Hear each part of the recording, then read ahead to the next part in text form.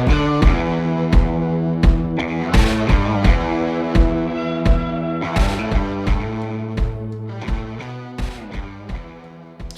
everyone, and welcome to another edition of the Snap Podcast, bringing you our views of all the goings on in the NFL in a very British way. The doghouse is plagued at the moment, so we find ourselves in deepest, darkest Bedfordshire, where I'm joined by Griff, Johnny Fresh, and a laid-back G-Lo, much to our chagrin. Fourth and Inches once again fails to make an appearance, and as reported by local press, it can't be confirmed that he's ground zero in a local case of facial vomiting. He made a joke about another man's wife's alopecia and just got slapped the shit out of. Any joke about alopecia coming from Paul would be pot kettle black right there. I mean, he's the only man on this podcast with a shinier head than me. Yeah. I'm surprised we've gone there that quickly. Thought we'd get it in early. Well, there we go. Right, so there may not be any play on the field, but there's plenty of activity off it, and we start with yet another blockbuster trade, which is becoming the norm in the NFL this off-season. This time, star wide receiver Tyreek Hill moves from the Chiefs to the Dolphins for a first, second, and fourth round pick this year, and a fourth and sixth round pick next year. So in the arms race that is the AFC, does this put the Dolphins in contention? No. I wouldn't think so either. No. Clearly not, because Tyreek Hill is only as good as whoever's throwing to him, and whoever's now throwing to him isn't Patrick Mahomes. This is a massive overspend by the Dolphins, for me. Well, I think... if he'd have moved to Green Bay to replace Devonta Adams, I'd be like, yeah, that's worth it. Yeah, but they haven't got any money. No, but I'm just saying, for the Dolphins, what's the point? You've now got a glorious weapon that your quarterbacks are not really capable of using. Because Tyreek Hill makes a lot of yards after the catch. So to. when Tua throws the ball 8 yards to him, you've still got a chance of getting 20 yards. This is the perfect signing for Tua. Really? I mean, I agree with both of you. That doesn't make me crazy because, yes, you're right. There's no way Tua is going to be able to get the long ball to him. But also, you're right in terms of he is one of the few players that can score from pretty much any point on the pitch, providing you get the ball to him. But isn't that what Jalen Waddle's there to do as well? Well, do you know what? I think this actually works out best for Jalen Waddle because suddenly he's going to be seeing one-on-one coverage, which was not something he was getting at the end of last year. So actually, it might work out really well for him. But if I'm Tyreek, the only way I think this move has worked is because I've got my money because I've already got my ring because you're not winning another one in Miami. I don't think he's going to win another ring. Definitely not. But I think that helps Miami massively. They had nothing on offense. Devontae Parker disappointing everyone but John year after year after year. John takes him in fantasy every year and then just looks disappointed by week 5. But I'm not taking him for 3 years. but you were bigging him up last week. You're still taking John Ross every year as well. Of course, I'm not a fucking idiot. He's going to come good one year. But I think, if you're Miami, you've got to put pieces around Tua, take the pressure off Tua, stop making it all about Tua. He is not Mahomes. But he could be a very serviceable quarterback. Drew Brees, he didn't throw the ball a very long way, did he? He just threw it to a lot of very good players. That's always been a comparison for Tua is Drew Brees, because he's got the game sense and the field vision to be able to get the ball to receivers quickly and let them get yards after catch. I still don't think it'll matter when in week 6 Teddy is starting for the Dolphins because Tua's led them to a 1-4 start. Not true. No, I think it's Tua's year. But yeah, for the Chiefs last year, Tyreek Hill was playing a very short game. Like he was catching the ball 6, 7, 8 yards away and making yards after catch. So yeah, he was taking the ball in the running game as well. He's just really good to mix up that offense. I think it's a really good signing. It may well be expensive for a wide receiver, but what have the Dolphins got to lose?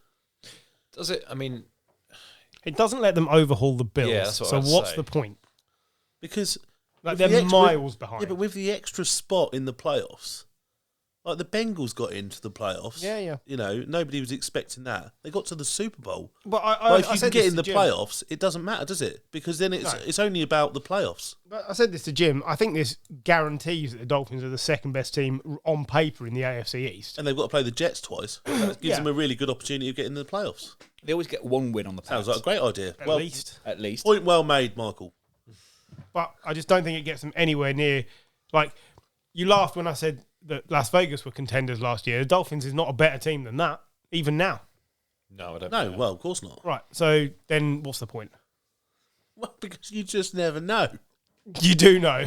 Yeah, but like the whole point is to try and make your franchise better. AFC Championship game for the Dolphins, yes or no? No. Well, no, but no, but do the Dolphins get in the playoffs? Maybe. Potentially. So that's better than no chance, isn't it? But last year they were still potentially. It hasn't accelerated them any further than this. I think they've got a much better chance this year than last year. But yeah, last year weren't they 7-9? Like Tyreek Hill can, if he could be the difference of getting you 9-7, 9-7, and you're in the playoffs. And then who the fuck Tua knows? starts the season fit. Surely the other big signing for them is as key, if not more so, if you want Tua to actually see out a 16-17 game season.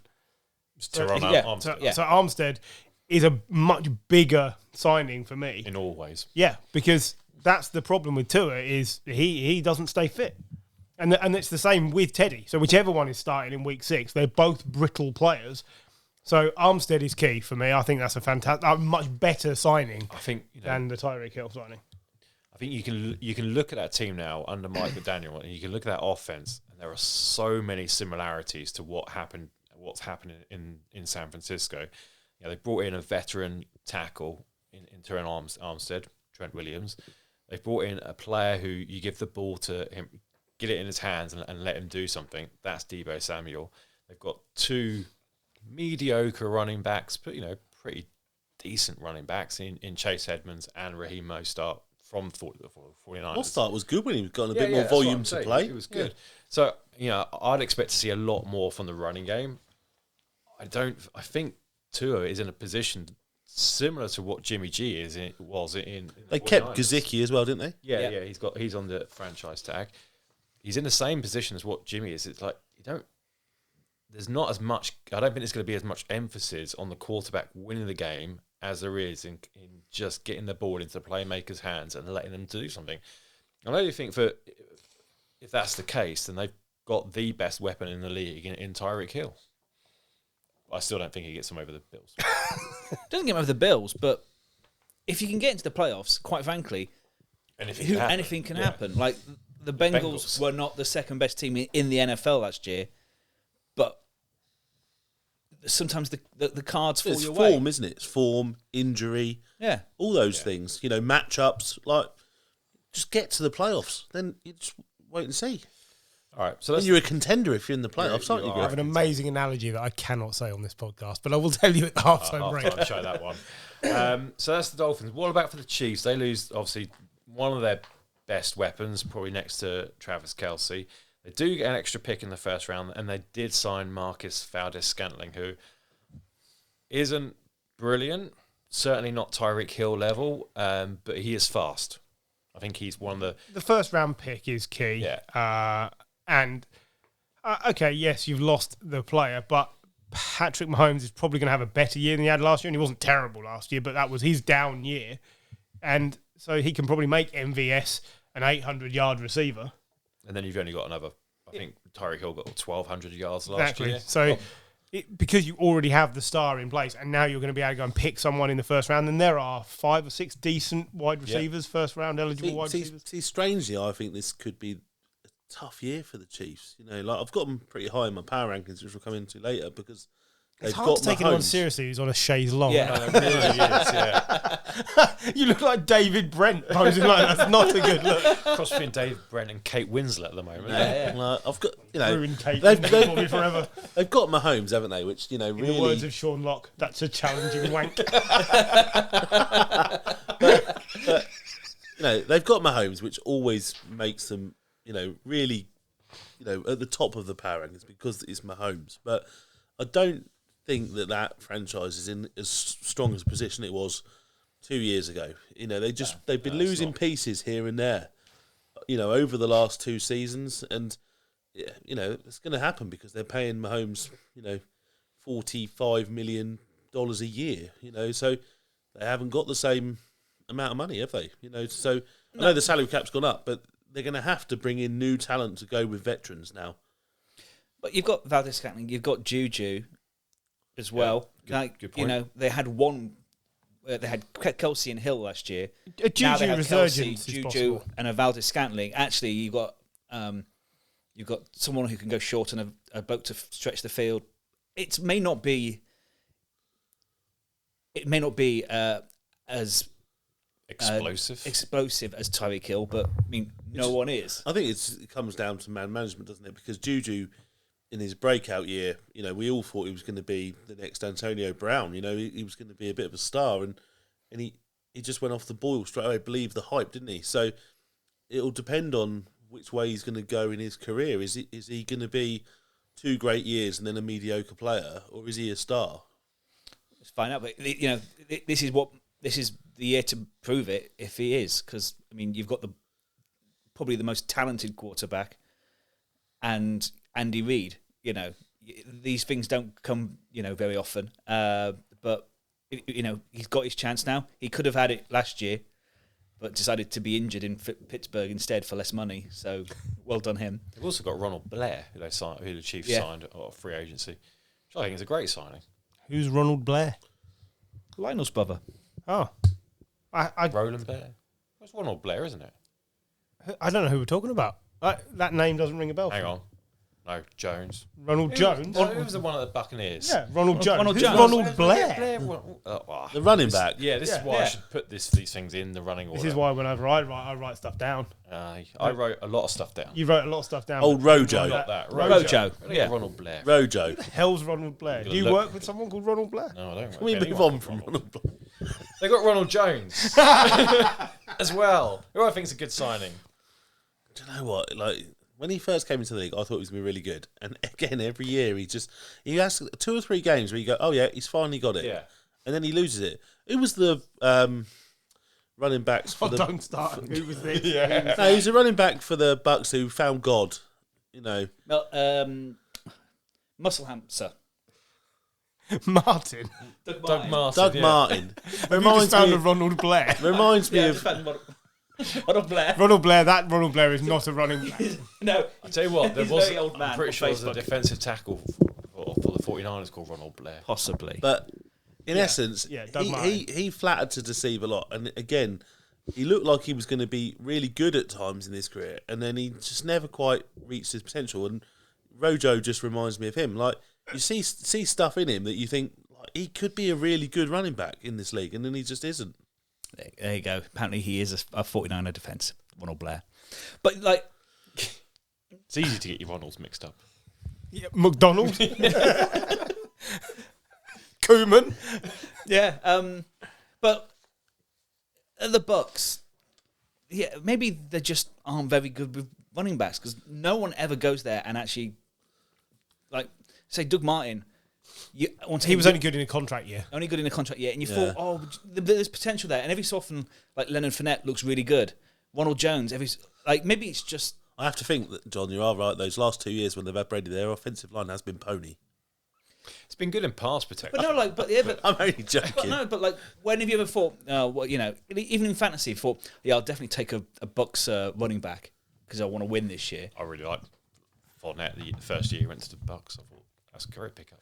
I mean, he was great once fantasy season had picked. Yeah, he's brilliant once the fantasy season. Obviously, the key Ronald was Reagan. Yeah. This is going to be a theme throughout tonight's podcast. Right, so... the sad thing is, when Jim says something, I just believe him. So I went, he's Sam Ronald Blair. I was like, yeah, great. I just thought I was being a bit retarded because I had no idea who this player was, but turns out I was right. Yeah, it's fair. It's first time for everything. So the Jets were the other team that were in for Tyreek Hill, and they obviously lost out. And the rumour is they're still in the market with top-notch wide receiver, with several big names being bandied about. So far, Deebo Samuel, AJ Brown, who are 2 are in contract years, So he moved on to yield more money. Giving Zach Wilson a top-notch wide receiver would be like giving Douglas Bader roller skates. What is the point? Well, what's the point in not? Like, you've had Sam Darnold there, who had a dross at wide receiver. So you've made that mistake once. So surely to help Zach Taylor, but surely the key name was there. To help Zach Taylor, Zach Wilson. Zach Wilson. Jesus you Christ. said Taylor. No, I didn't. What the fuck is going on? This is why you're collapsing. Yeah, here. No, the point here is the mistake they keep making is at the quarterback position. And that's the one they've got to correct. Doesn't matter what wide receivers you put around him, he isn't going to be any good. I think you're being a bit harsh. I'm always harsh on him, but I'm also usually right. That's right. He won't be a rookie quarterback after this season. So next. Honestly, I thought at the end of the season you saw a real step on. You didn't just see him fall apart at the end of the season. He made some good throws. You can't tell me he's any more of a write-off than Lawrence. I can. I don't know about that. Because he started further back than Lawrence. But they didn't show anything different, those two last season. No, and I was extremely harsh on Lawrence as well, because he should have shown more. And so was I. But the point is, I don't think you can write him off. And, why wouldn't... Like, at the end of the day, if it's not going to be Wilson, you still need a quarterback. Yeah. And they still need somebody to throw to. You are trying to build a football team. Papa Joe Flacco, as he referred to him. Yeah, I think the Jags are an abysmal organisation, but Zach Wilson would have killed for someone like a Jones, because he's got he's got bugger all. Like, Elijah Moore was good. Elijah Moore was great. He played for like 4 games at a top level, then got injured. They brought Corey Davis in, who's a good number 2, but didn't show anything because there's not a proper number 1 there. So why not bring in a Deebo Samuel, AJ Brown, DK Metcalf is the other name. You don't think they're going to really struggle to attract someone? It doesn't matter.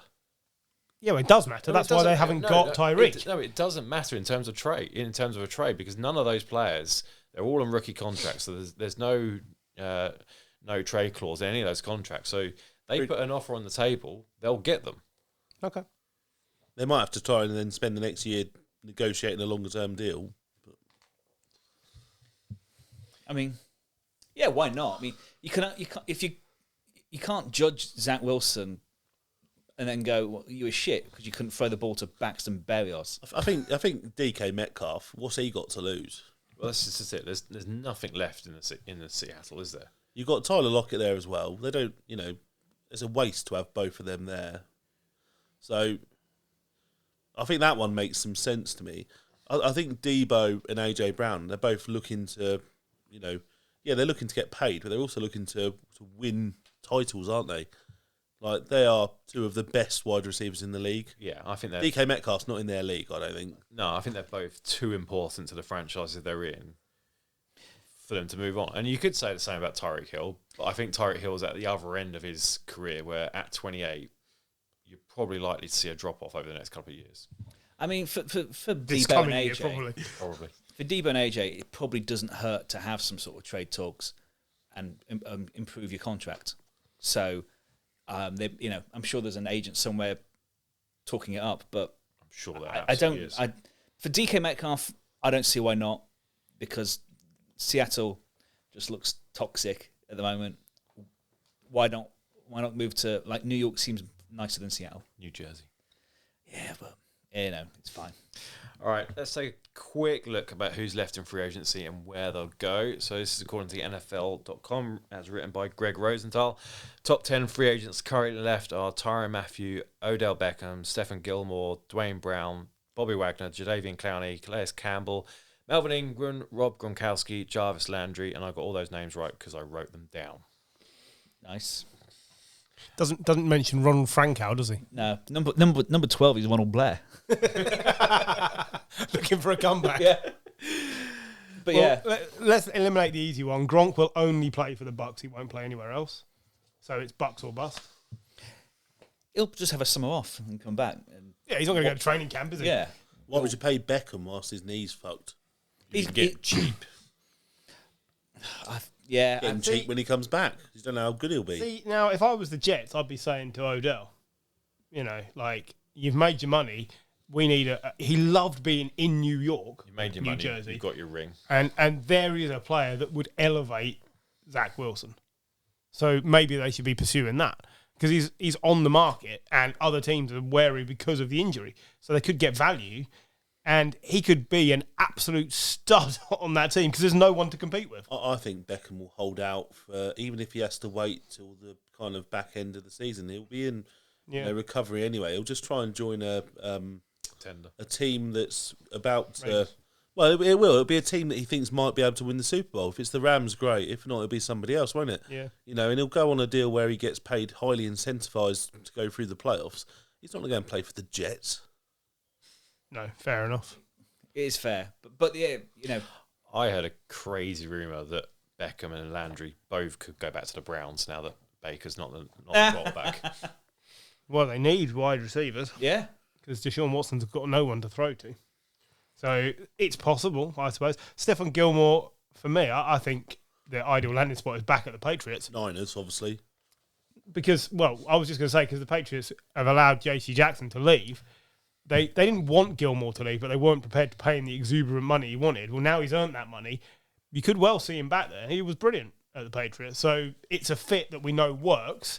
And I wouldn't be surprised if he went back there. Coupling him with Malcolm Butler. Well... Yeah, I mean, that's a random thing, Malcolm Butler turning back up off after a year off, isn't it? But yeah. Matt Patricia, he just signs what he knows. I don't care. If he plays as well as he always played for us, that's fine. Yeah. Fine by me. Tyrann Mathieu, I'm surprised is still out there. Like, he's a great player. He's great. Okay, he is a bit on the older side of wrong side. Never gets injured. 30. Never gets injured. Absolutely bulletproof. Yeah, absolutely. Up here. Like, What? Lean into it. all make mistakes. Yeah, Surprised I pronounced his name right.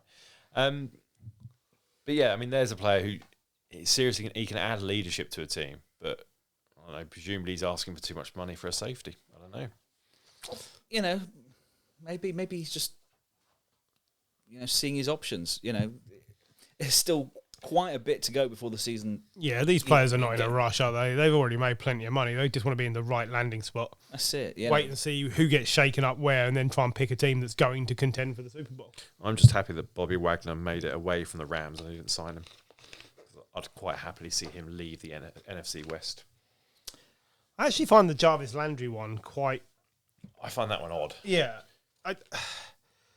I think he's still massively untapped potential. I still think he's potentially one of the best receivers in the NFL, but he's never quite 100% there, is he? It always seems like he reaches 90% of what he can do and doesn't blossom like a Beckham did last year. It doesn't quite go over the line. He's still, his quarterbacks for his career have been Tannehill and Mayfield. Didn't I see something like Jarvis Landry? Did he go third round in the end? No, I think it was second. Was it second? But hasn't he had the most catches of anyone in his draft class? Yes. Yeah. So, he's had a good career. Yeah. He just, he's never been the final star. 10%. He's a good player, but and he's short, isn't he, for a wide receiver these days as well? So you need a good foil for him. I agree with John. Though. I don't think he's had that much quality at quarterback. It's hard to judge him in a way because it's not like he's had a Rodgers or a Brady or I think he's had Tannehill who now at that point was a mixed bag At best. and a Mayfield who in his 3 years two were bad and one were good. Did Landry play in the Jay Cutler year? Yeah, potentially. That is a bad bag of quarterback. But he would be a good wide receiver for a younger quarterback because he's got. I'd love him at the Patriots. I think he'd be good at the Jets. For Mac Jones. Jets, Patriots, Jags. 49ers, obviously. 49ers, yeah. Not tall enough. I mean, maybe it's very too similar to Juju, but if in the arms race of the West, why isn't he at the Chiefs? Yeah. Rather than paying Valdez-Scantling $10 million a year. It's the same as what they're paying Juju Smith-Schuster. Bizarre. Right, so it was nice to not start talking about the quarterback position, but we should quickly mention Deshaun Watson's press conference, which happened a few hours after another grand jury refused to take another criminal case against him. So I've seen loads of articles and video clips saying that the whole thing felt like a funeral, and conspicuous by their absence were owners Dee and Jimmy Haslam, who had a separate Zoom briefing as opposed to standing next to the guy that they're paying $230 million. As you'd expect, Watson refuted everything and claimed his innocence. Though the last question that was asked to GM Andrew Berry, about whether he believed Watson had done anything wrong, he refused to back him and said, "I'm not going to get into that." I don't want to spend any long on that, but any thoughts here? Do we want to talk about Watson anymore? Or should we just move on? The whole approach to this was wrong. Okay, we said before we shouldn't taint the Browns for going after the best available player when your job is to win. Okay, because they and the Falcons and two other teams, Panthers and the Saints. and the Saints were all in on this. And there's probably another half a dozen teams that with 1% less morality would also have been in on it, because he immediately improves your chances. So forget that. What I would like to see is some acknowledgement of the fact that there has been a situation. These 22 cases haven't manifested out of thin air. So fine, you can't admit any liability, but don't just flatly deny it. Just head on address it and say, look, there's a situation that we're dealing with, but we still feel that this player is going to be giving us the best opportunity to be successful in the future, and we're going to stand by him as the judicial processes take part. Don't just flat, nothing's happened, because no one believes that. No one. No. There's four of us sitting in this room. We don't believe it, and there's 44 million people watch that clip of the press conference, and none of them believe it either. And that's a bad look for the Browns. That's a worse look than signing the guy in the first place. And it's so weak that they had that statement the week before. If they signed that statement, they should have been there to back that up. Because quite frankly, it's just weak ownership to just.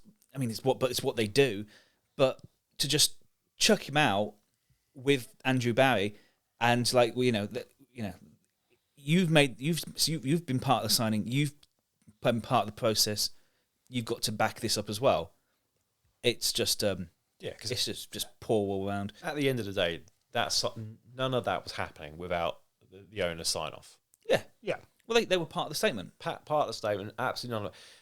And I don't think I've ever seen a press conference for a new quarterback where the owner is not sitting next to him, beaming with glee that he's got kind of a new crown jewel. So, conspicuous by their absence, absolutely. I probably wouldn't mention crown jewels when Deshaun Watson's around. Probably not. So, the rest of the league owners are meeting in Florida as we speak.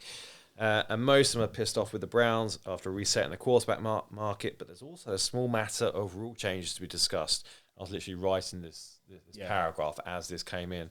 So playoff overtime rule has now been changed, and both teams are now guaranteed a possession in the overtime, just in postseason.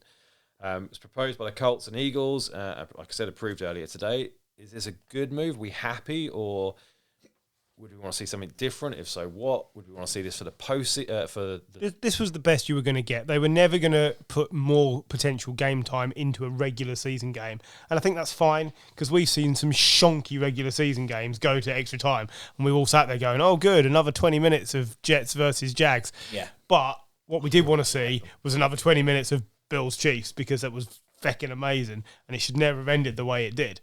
So I think, actually, for a change, the league have probably got this right. I can't.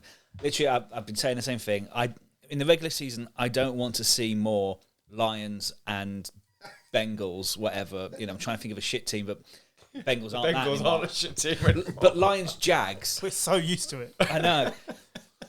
So Jim, just for my own clarity, so say, Chiefs, Bills. Yeah. Mahomes gets the ball, scores a touchdown. Yep. Josh Allen gets the ball, scores a touchdown. Yeah. Then it's next score wins. So you revert back to sort of where we are, really. But everybody is then at least everyone gets a chance.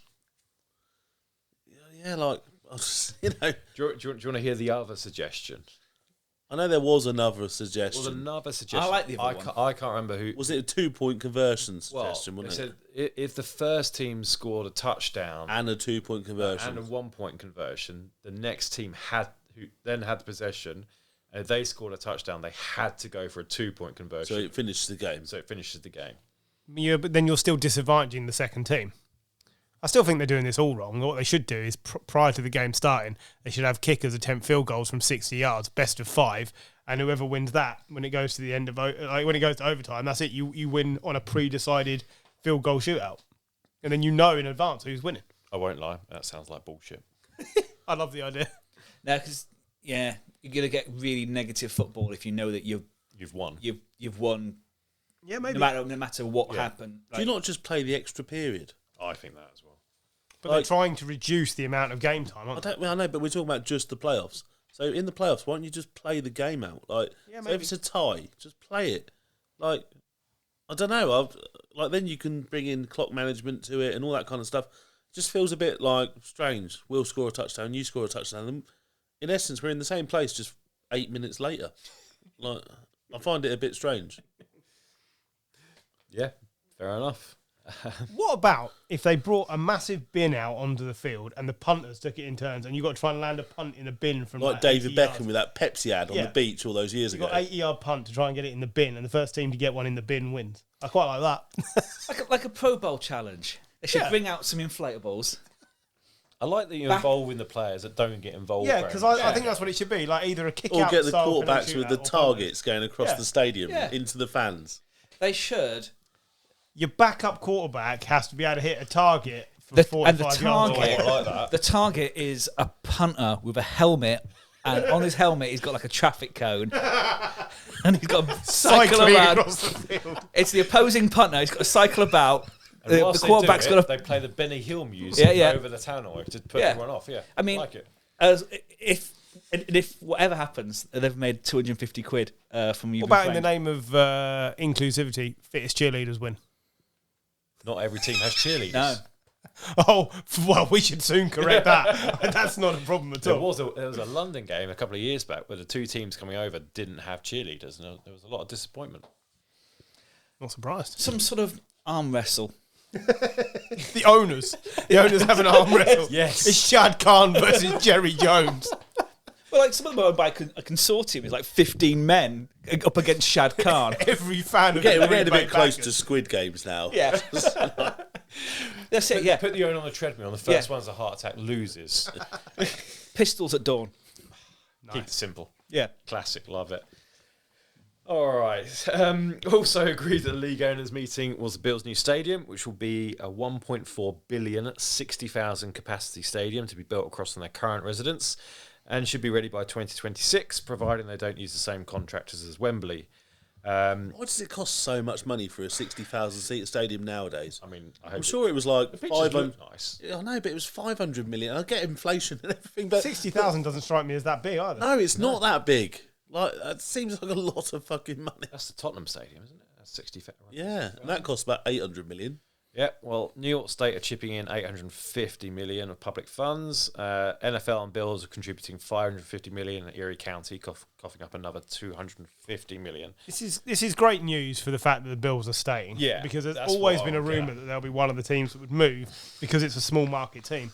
Jim, sorry, is it 1.4 billion or 1.6 billion? Because your sums don't add up. New York State are giving 650, and then Erie County 250. So it's okay. So yeah, he's got his figures slightly wrong. The Guardian have given him shit figures. Sorry, I was just like, if we're putting this out to the public, we should check our maths. That's all. He's also spelt the word residence as Resinecki, but we'll leave that. You're writing this up next week. And I do a fucking great job when I do it. It's good that I just write six. I just write lines, six lines on an iPhone note. We're going to talk about this, mate. I'll wing it. It's good that it's staying in New York, and I also really like the fact that it's not going to be a dome. It's going to be an open air stadium. That is a winner. Yeah, because the weather is for their advantage as well. So that's what they should do. Absolutely, it's what the Vikings should have done as well.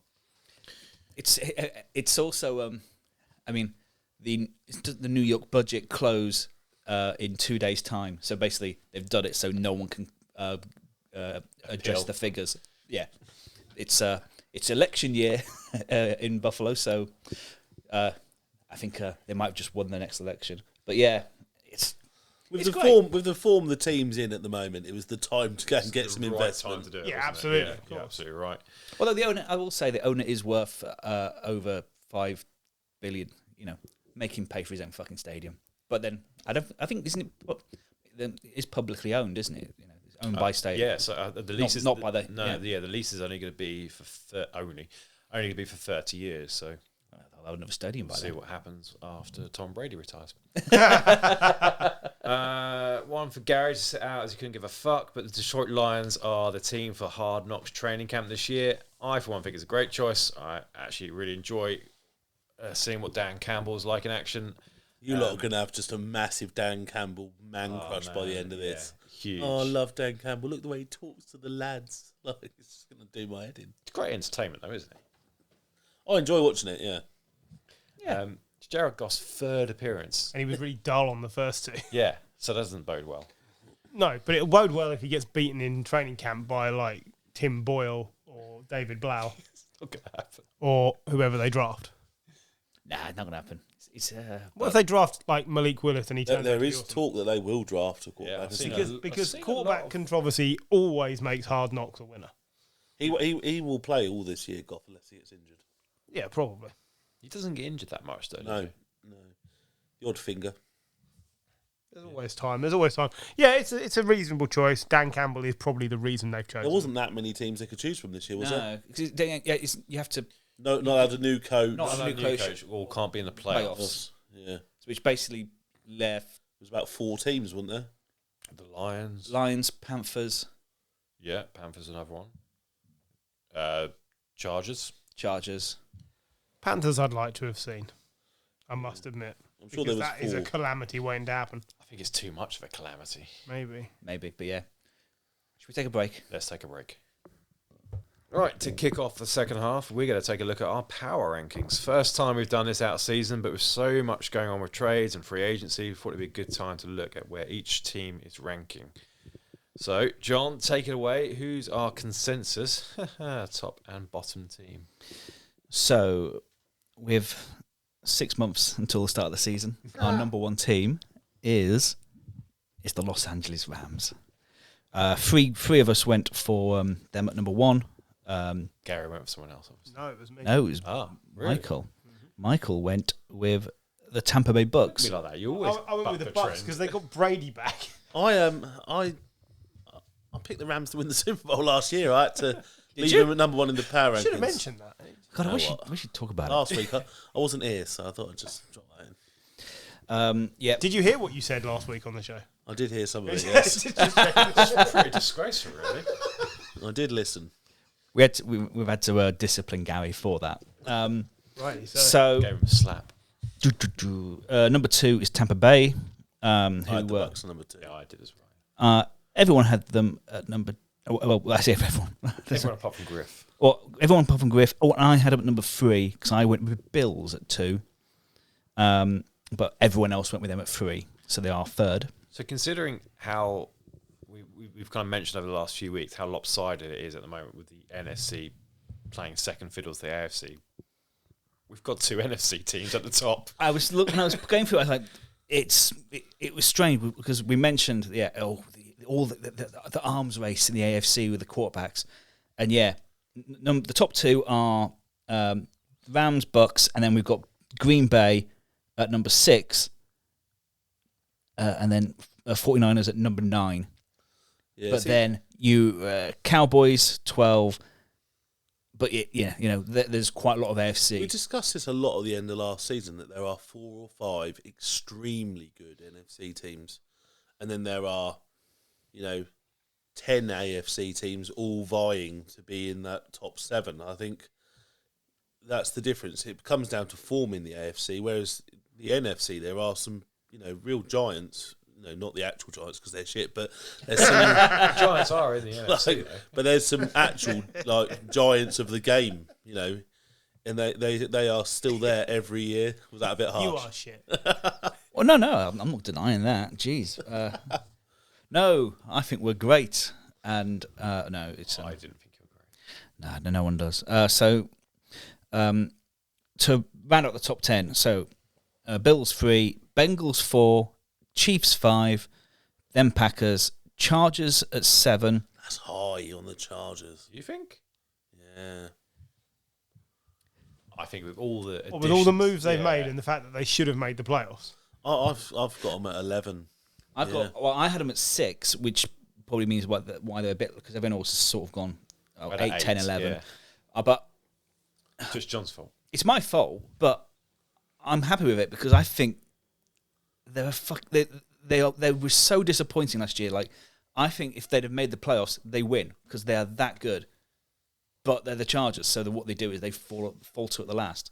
But their league form would suggest that's not the case, John. But this is all about off the field. This is all off the field, all on paper.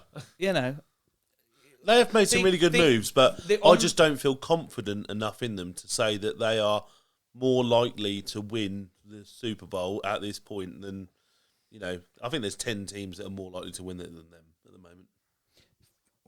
Well, fair enough. I think there are 5. So where are the Broncos? So curious on that one. We have the Browns at 8, 49ers at 9, Titans at 10, and the Broncos at 11. I thought they'd be higher. I had them quite low still. Yeah, 2 of us had them at 7, which was me and Jim. Griff had them at 14, and Gary seems to have stuck his head in the sand and seems to think they're the 17th best team. 17? Yeah. I'm quite confident with that. Look how confident he's sitting on that sofa. He is he's been sitting confidently all night. You can talk about what they've done, but then you can also talk about what the Raiders, Griff's team, the Raiders did, because they've added Devontae Adams. So what? They were ahead of the Broncos last year, so they've added Russell Wilson, who was only average Russell Wilson last year, and we don't know how that's going to play out yet. Their wide receiving core was disappointing last year. I know you're in love with their running game, but I'm not. So they've lost their tight end. They've lost a tight end. They've lost a tight end, probably their best tight end. Yeah. So, yes, they've improved, but I don't think they've suddenly... I know everyone said if you add a quarterback, it changes them and it makes them an instant contender. I think there's a lot of teams that have done a lot of good work. I think it's really difficult outside that top 10 to pick them. And they're not a top 10 team. I think the addition of Russell Wilson to the Broncos has a bigger effect on the Broncos than the addition of Devontae Adams to the Raiders. They're a top 10 team. I think they've always had a top 10 defence in terms of the quality of personnel and defence. They're better than a fit Ravens. The wide receiver core has been let down by bad quarterback play. It's got talent, and Russell Wilson's never been keen on throwing to tight ends anyway. So why bother paying Noah Fant a lot of money when he's not going to get the ball? They've got a good player at tight end who I can't pronounce his full name, and tonight I should definitely not try to do that. But they've got a tight end, they've got a good offensive line, they've got a good defense, they have got a good running game. I don't see where, yes, there is a lot riding on the fact that Russell Wilson does need to fit in, but you can say that about any of the additions made to any of the teams that we've listed here. Because I'm feeling the same, and I was tempted to put the Broncos back a bit further because they've got a new head coach, and you're never quite sure. But then I also think, the same can be said about the Raiders, who have gone from the stand-in. A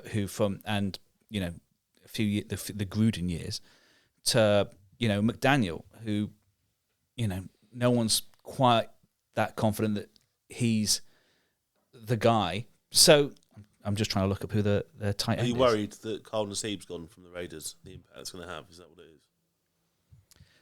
I'm just saying that the Raiders are a team steeped in shit for the last 15 years. They've had less winning seasons than the Jags and the Giants. By the way, this was only their second winning season in 12 years. They're not a team that wins.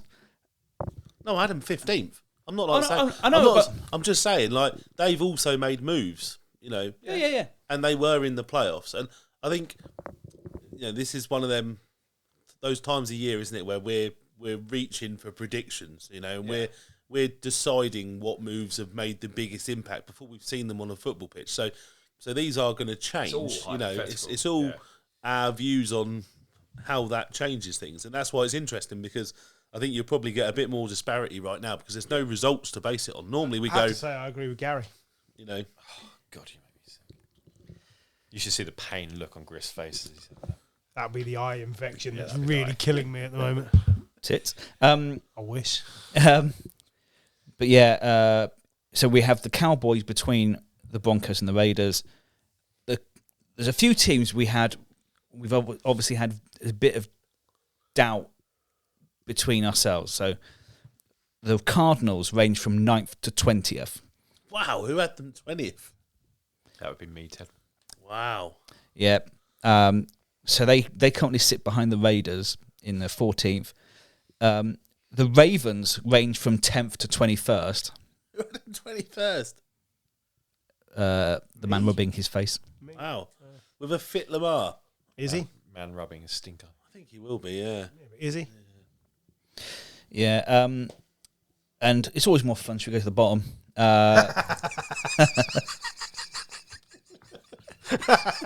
That's what you, Paul. Trust John.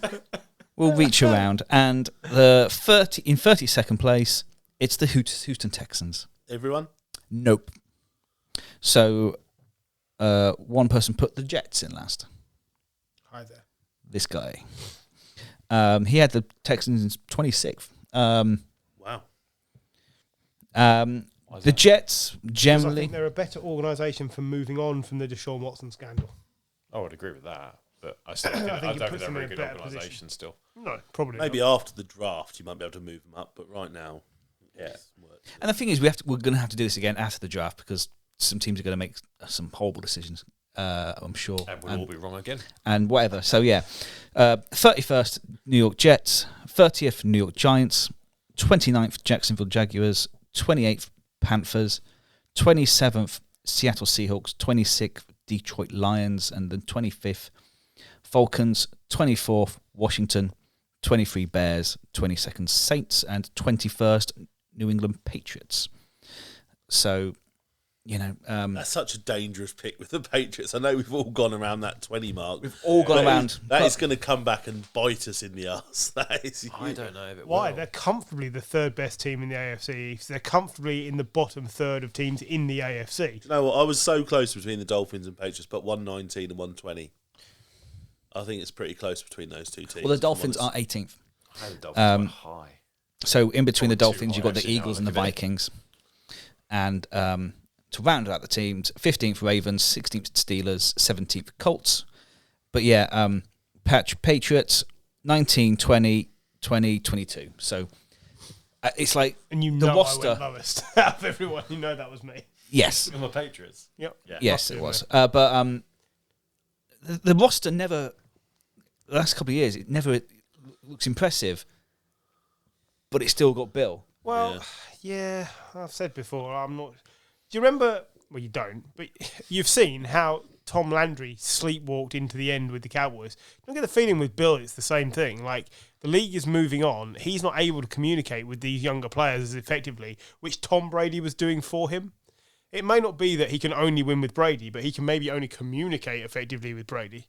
And now he doesn't have that link. It's like Landry. Like, by the time we got to the early 90s, the Cowboys players were like, who's this old guy in the hat? And it didn't work. He lost his last 4 seasons. Jerry Jones came in, took the team over, and hoofed him out of his office on the same day. And he'd been there since 67. He was the only coach they'd ever had. I get the point. I would say that there was a longer gap between the Cowboys winning Super Bowls Yes, than absolutely. it has been with Bill. Yeah, So yeah. I think Belichick still had that reverence. Oh, in terms he's of, like, got as younger many players. years there as he wants. Yeah, younger players remember him winning. Yeah. So any player drafted by the Patriots next month, is still going to have quite vivid memories of the Patriots being strong and being good. Whereas I think back in the day, the Cowboys, it was like a gap of like You can have 10 years all or the so. coaching ability you like. If you cannot communicate it to the players you've got in your team, I agree with that. it won't work. And I'm just wondering if that's what's happening. Yeah, that's fair. I nearly had the Falcons a bit lower, I have to admit. You know, they've got a backup quarterback to lead the franchise. Speaking of which, you see that Blake Bortles has signed a futures contract with New Orleans. Nice. He's the 4th choice quarterback on the Saints. Just saying, thought I'd bring you that bit of news. But there is that Saints signed Andy Dalton to there is almost nothing at that Falcons team, is there? Other than Patterson, there is literally nothing there. Patterson, there's the tight end, Patterson, Pitts, and Mariota. Yeah. So there's Patterson and Pitts. That is literally it. It's like Mariota's going to be amazing. It's awful. The O-line's not good. Defense isn't great. It's really like I nearly put them. Like 30th. I almost had them 30th as well. Yeah, I think they could have a really no Ridley, no Gage. Quite high. Yes, someone went quite high on the Falcons, but he's a. Where did you put him? 23rd. 23rd? Yeah. Wow. No, that was a mistake. He was quite high on the signing of Ronald Blair. But we'll do one after the draft because this is still really early. But it's just good fun to see after free agency because I think we've missed something here. We were all waiting to find out from Gary how Brian Flores is getting on working at Tesco's. Yeah, you're doing just fine, thanks. You're good, yeah. Good pick. Direct. Solid start. Yeah. Is he questioning management yet? No need.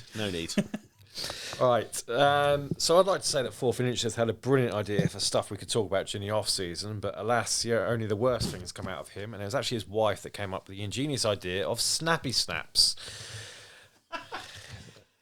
Trademark and definitely nothing to do with photography. Yeah, absolutely. Well, you did used to be something called Snappy Snaps. Don't mention Snappy Snaps. I was in Milton Keynes the other day, and I was like, it's still a going franchise. Bullshit. No, it is honestly. Yeah, there's one in. We used to send off those little tubs. Yeah, and disposable cameras. Well, yeah. Anyway, it was a very lonely looking shop. I'm not gonna lie. So the off-season is the one chance we get to dig a little deeper into some select subjects. So in the future, we're going to release these as one-off shows. But to trial it, we thought we'd scare Gary, who loves a bit of research, and do one now. So I give you, how the hell do you fix the Washington franchise? So this is a franchise steeped in scandal over the last few years, and some of their recent greatest hits include the NFL investigation of owner Daniel Snyder into allegations of sexual misconduct in the workplace, the previous investigation that the commies did themselves, which no one seems to have anything on, except the few emails from the 650,000 emails which wound up with John Gruden losing his job. There's also a DEA investigation of one of the commies' athletic trainers. There's the ill-timed retirement of club legend Sean Taylor's number 21 jersey and the decision to place the 21 logo on the visitor side of the field, after which Matt Jackson Mahomes did a nice TikTok dance on. Washington's currently last in total attendance, behind even the Jags. And then there's merry-go-round at quarterback, which saw the commies blow their load early and pay what now seems like a high price for Carson Wentz. So how do we go about fixing the Washington Commanders? Where do you start with a dumpster fire of a franchise? Well, it's probably not much of a surprise. You start at the top and you cut off the head. And Snyder, quite frankly, I've got to stop saying this because I've said this about Gettleman and Watson, but they're just in a cannon, shoot him to the moon or something. Just fuck him off. Do you not think that is too basic? What this team requires is a 1995 style Cleveland Brown exit. The team should be forced to relocate to a new franchise position, and then if a new ownership group applies for a franchise 5 years later in Washington, it should be the top of the list of considerations for expansion or taking over from another franchise, because they are so toxic.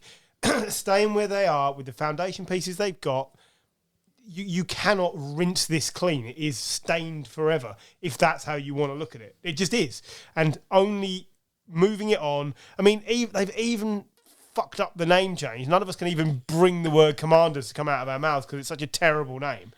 And you've missed out on Red Pandas and it's bullshit. So they should move it, and whether they bring it to London as a franchise or one of San Diego. Yeah, San Diego. You should St. go Louis. to San Diego. Yeah, there's all these different places that deserve a franchise that had no actual problems in the backgrounds. They just ran out of money, or their stadiums were a bit old. Well, Washington Stadium's also the worst one now in the league by fan review. Didn't somebody nearly die there last year? Bits of the stadium fell on a player. Jalen Hurts. Jalen Hurts. Yeah, it wasn't me. But so there's nothing going for it, and as an actual concern, it should just be packaged up and shipped out, a la Cleveland '95.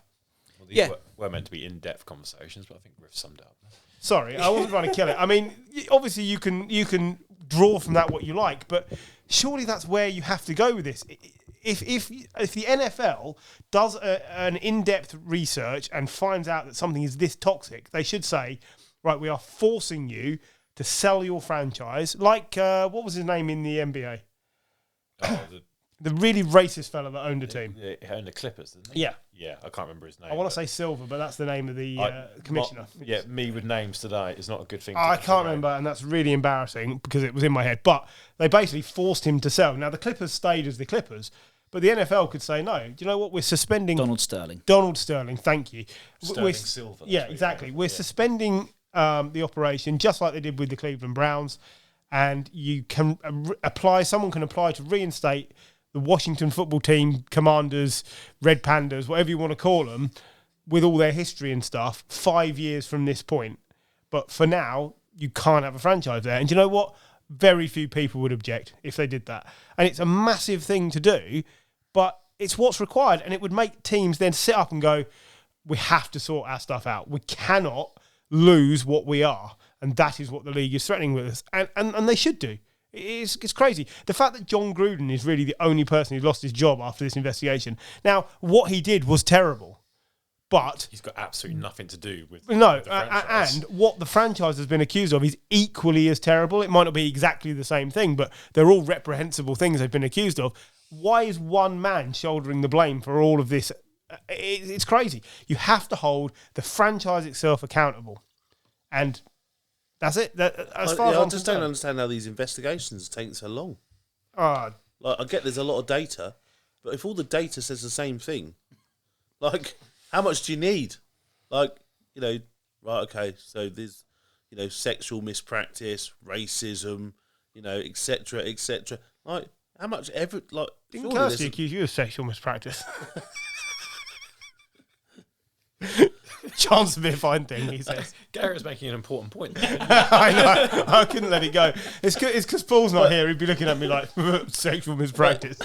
But my point is how was this investigation rumbled on for nearly 2 years? Sue Gray's one in it. Ha!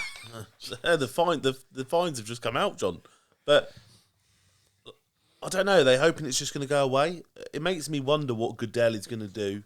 Whether he's actually got the balls to do it. He's employed by the 31 owners plus whoever technically is working on behalf of Green Bay. And that makes you think that nothing's really going to happen. And that's not okay. Yeah, that's the problem, isn't it? Because they're all like-minded people. But Shad Khan, they all pretty much look the same. Not going to beat around the bush there. They're all billionaire old white men. What about the lady that owns Detroit? Or did she... was it Martha Firestone Ford? Yeah, it's still Martha's Ford, but... right. But on the whole... they're all old rich white guys. Rich white guys. Yep. So you're right. They're all they're all part of the same club. And they all own this one big organisation. And they don't want to do wrong by one of their own. Even though that person has done wrong. And I completely agree with you. And it's what I said at the start. It's when you peel back a little bit, and I only did a little bit of research, and it's pretty easy. If you type into Google Washington scandal or Washington football scandal, because Washington scandal is a different thing, but if you type in Washington football scandal, you get a whole list of articles. Were you reading up on Watergate? Yeah. And I was like, it's got nothing to do with the commies. Well, I don't know. Yeah, fair. It's a dumpster fire of a franchise, and I agree. It's taking too long, and realistically, the only way to... I think kind of Griff's suggestion is extreme. I can't see that happen. I think more likely is that Dan Snyder will be forced to sell at some point. I think that's the only way that they can move on. Or forced to resign as CEO or chairman or whatever it is. I think he's already handed he's handed controls over to his wife. Sorry. So, but that's bullshit. We all know that's bullshit, right? We all know that he's still the he's still the power in I don't know. I handed control to my wife and she rinsed me solid for 4 years. You're not Dan Snyder. No, thank God for that. Yeah, quite. I've never been accused of sexual mispractice. All right, so let's organisational qualms aside, let's move on to the playing side of the franchise. They brought in Carson Wentz. Like I said, they were so premature. I mean, honestly, they failed to shoot at stage 1. You look at every quarterback trade that's happened since then. I mean, they're probably never in a chance. They're never going to get to Sean Watson. He was never going to go there. And I don't know. Putting toxic on toxic. It seems quite a Deshaun Watson type of organisation. But they missed out on Matt Ryan. They've missed out on Baker Mayfield. Realistically, I'm sure there's others I'm forgetting. Carson Wentz is the guy. What do you do to build around him and hope that he can at least kind of make you competitive going into December? You don't do anything. No, you save money by doing fuck all. You save money. You finish with the first overall pick, and you replace Carson Wentz because you've dug yourself a massive trench that you're just filling with corpses. It's terrible. It's a terrible. And if terrible you're going plan. to put your legal costs against the franchise, you're going to need to save some money, aren't you? Because it's going to be very expensive defending all this. Carson Wentz isn't worth building round. No, we've I don't know why they've decided that this was the way to go. I know he's not the only problem that happened with the Colts last year, but by and large, he needed to win one of the final 4 games, and he couldn't. They were rolling. They had a terrible start. They rolled through the middle of the season. The final game, they needed to beat the Jags. Yeah, they needed to beat the Jags, and he could not move the ball. 149 yards he got in a game against the Jags. It was the least yardage they'd given up all season by miles, because he couldn't do anything. He's ineffective. He's backup level quarterback at this point in his career. He's dropped off the cliff. It's not saying he can't start, but he's not going to pull a terrible franchise back to respectability, is he? I think this year they just need to tank, don't they? Really, in all seriousness, because next year's quarterback class is better. Yeah. So they need to tank. And, but in all they seriousness, should be working on the lines, and building the foundations of the team, shouldn't they? See, you laughed earlier, but I would take Marcus Mariota over Carson Wentz any day of the week right now. Of course you would. Mariota is easily a better quarterback right now. Where do we have the Washington football team in our power rankings? I had them the lowest, I think, didn't I, John? 27 or 28, I think. It's something like that. Yeah. I had them 29th. I had them 25th. And so they're going to be in and around that range. So they're going to be, let's say they're going to be top 10, maybe a top 5 draft pick next year. I think they could be worse. They fell apart last year. I think the Giants could be better than the Skins this year. Yeah. And we're shit. The problem they've got is they've got a good coach. And I just called them the Skins, and none of you even batted an eyelid. No, because it's a better name than the Commies, and it's a terribly racist name. So that tells you all they've managed to do there. Well done. The thing is, though, Wentz had a running game. He had the semblance of a line. Actually, I still underperformed, but he had a line. He didn't. The receivers at Indianapolis are a bunch of number 2s. He does have Thomas, Scary Terry, Thomas. Did McKissick? Did you just involve Logan Thomas, who's always injured? But I'm saying when he played, fit, that means absolute shit, because he is never on the field. He is like the opposite to Tyrann Mathieu. But still, but it is fair comment. But as of the moment, he is fit. He will put in, whatever. What, in the off season? I'm just saying, if you judge, don't win championships in March, John. I know, but I'm just saying. I'm just being a dick. I know. Let's assume he has receivers. I mean, he also doesn't have, he doesn't have Brandon Scherf this year, which is a massive loss for them. Mm-hmm. But I mean, Brandon Scherf, wasn't that the name of the pet in Thundercats? If you look that up, Snuff. Snuff. That was his name, Snuff. Okay, pretty close. Thank you. But yeah, it's a shame that he's got receivers this year, but he's probably going to have a second and a half to throw to them. And that's the thing. They should just be building both lines, offensive, defensive line. I sound like Jim, like a broken record. Get the big men in. But that's what they should be doing. And then they should just... You haven't mentioned edge rushers yet. Or anyone called Ronald. Ronald Blair, get him in, sign him up. Defensive line, quality player. Are they a defensive end or are they an edge rusher? Because it always confuses me with James. Do you think it's a case of rehabilitating the franchise as opposed to moving it then? Is my view too extreme? I think... I don't think your view's too extreme. I just think, like, you can say that's what you would do. That's fine. Yeah. I just don't think that is what would happen. And if that isn't going to happen, how do you realistically do it? Because, you know, I loved Pie in the Sky, but, you know, that's... You love pie. I love pie. I agree with Gary. I agree with you in terms of, like, I think that's probably the right thing to do. I don't think it's ever going to happen. I think even forcing Daniel Snyder to sell, I think is going to be a long shot. Do you not think then that the league has to appoint a CEO, someone who's probably of a diverse background, as appointed and agreed by the other clubs? Right, we need Washington to sort their image out because it's bad for the league.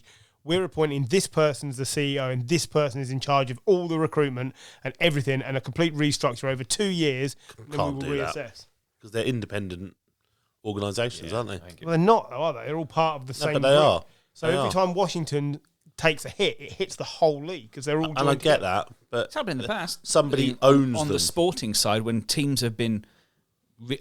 I will say here, the Giants were an absolute dumpster fire for the 70s. In late 70s, the NFL appointed them a general manager because they were so bad that they needed to do something, and then this guy turned them around. And if it's not the 1970s though, I'm saying it's because as well potentially they're not bad enough at the moment. Like they're on the sporting side, they're just an average middling team. Like if they were really really shit and actually really embarrassing, they might be forced stuff go in. They're just not bad enough. Yeah, they've got a decent enough head coach.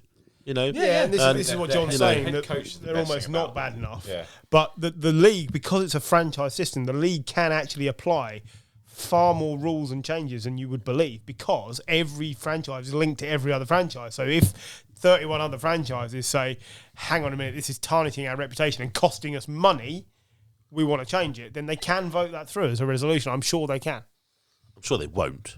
They probably won't, but you were asking... What should they do? What should they do? If you can't change it, you must rehabilitate it. That's how it works. I think there should definitely be some stuff put in place over the next few years that if they don't hit or they don't achieve, that then there's kind of sanctions or whatever that come against the team. Because that's another way to make them do it, isn't it? Do you impose a cap hit if they don't achieve some progress around culture and whatever you want to do, you take stuff away from them as well to force them to improve as an organisation. I think there's different ways you can do it. I can see that sort of stuff happening, more likely actually, if I'm honest. Yeah. How do you measure culture? Because do you do it by the? Well, I haven't just come up with a smart target now, John, because I haven't done any research. I'm just saying, like it's a nice thing, but culture is a really hard thing to define and target, unlike sporting performance. So it is. But even if you go with ethnic diversity of the team, stuff that they've done in the community, etc. You can put stuff in place. I know. I haven't specified it right now. Well, I haven't done a 100-day plan or anything. So, but we've all done some research here for this. No, but everything we say is going to sound pie in the sky because we've not seen it before. But this is the time. Only pie in the sky because the league is not brave enough to make a stand and make change. And it should. It absolutely should because this Washington team is toxic to the other 31 franchises. So this bring, it kind of rounds into a conversation we're having last week around Deshaun Watson. It's the moralities in sport, right? Why do we say in sport? It's morality. Yeah, okay. No, Stop saying in sport. We go on about, sport shouldn't be the moral arbiter. Who gives a shit? What is the morality of it? You make a fair point, John, but that's what we're kind of discussing in terms of like, what is it? What do we want them to do? Do we want them to be a sporting organisation with the right moral compass, or do we want them to win football games? Well, at the moment they're doing neither. At the moment they're doing neither because they're shit on the football field. But you can't. they're not doing shit enough for us then to say, they need an arbitrator to come in and say, well, you're running this organisation badly from a football point of view. But are we saying that they need an arbitrator to come in and pretty much clean slate on what is a culture of, as far as I can tell, sleaze and God knows what else? Because you're right, it's difficult to measure, but then, like, where does the NFL draw the line between football and morals? Well, we know they'll draw the line when it hits the bottom line. So it's hitting the bottom line in terms of, like, they've got the lowest attendance in the whole league. And when you look at some of the teams that finished below Washington last year, for me, that's astounding. Like, the Jaguars were a dumpster fire. We couldn't sell tickets for $3. But yet you still got more attendance. Than Washington. And perhaps some of it is the stadium. It is pretty much in decay now. It's one of the oldest stadiums in the league.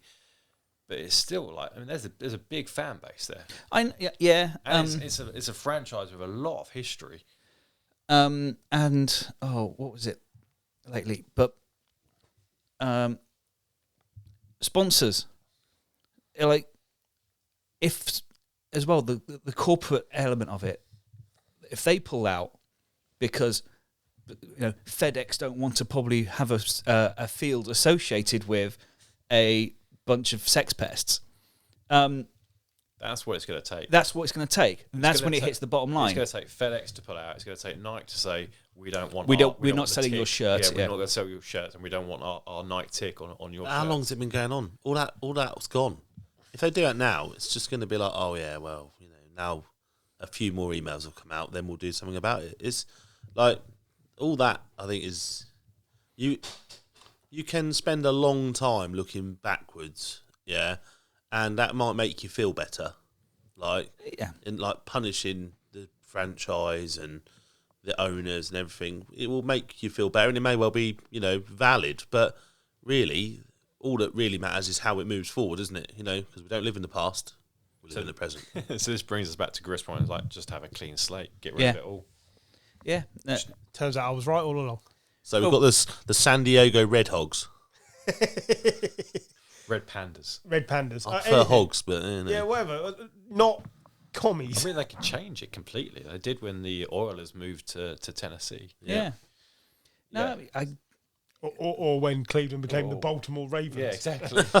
which is my whole point. The only way to mop this mess up is to completely eradicate it and start again. Right, so there you go. For our first Snappy Snaps, we got rid of one organisation and started a new one. Potentially on the West Coast when the team plays in the NFC East, but so does Dallas Cowboys, so what can you do? Exactly. It's fine. All right, anyone else got anything else for this evening? Otherwise, that's all we've got time for today, and we'll leave you to enjoy the rest of your week. Thank you for tuning in, and we'll speak to you next week. Bye-bye.